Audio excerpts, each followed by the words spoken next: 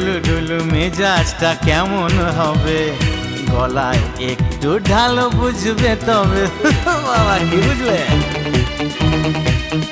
এই সাদা কালো দুনিয়াটা দেখবে রঙিন, এমনই কামাল করে এই আলাদিন, বিষ্ণয় অমৃত জানবে।